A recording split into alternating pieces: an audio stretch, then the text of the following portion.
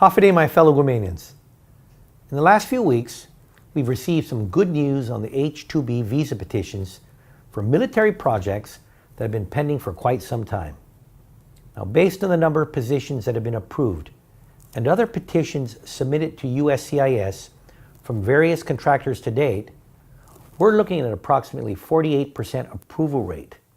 And that's an improvement from the 0 approvals that we've been facing these past 2 years.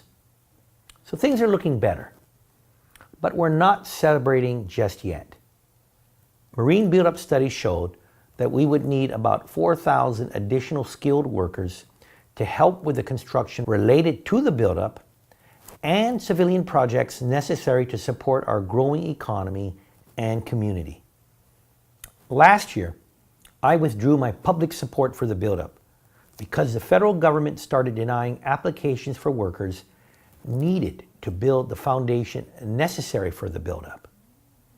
On one hand, the federal government was telling us that we're important to national security.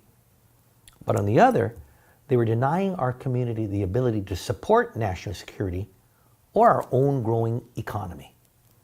Now, this was in direct contravention of the One Guam principle underlined in the signing of the programmatic agreement as required under the National Environmental Policy Act.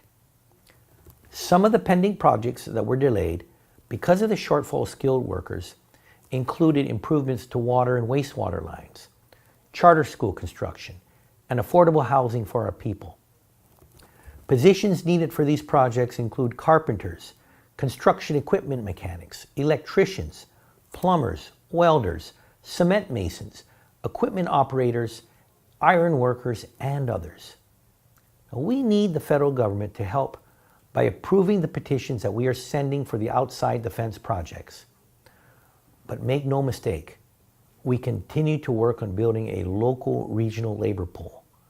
The Guam Department of Labor continues to work with local companies and training schools to connect job seekers to construction job and training opportunities.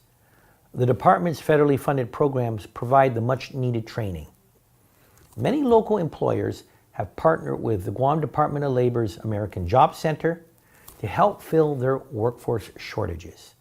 And they've used the American Job Center training programs, such as the Registered Apprenticeship Program. I'm encouraged by the continued confidence of business in Guam.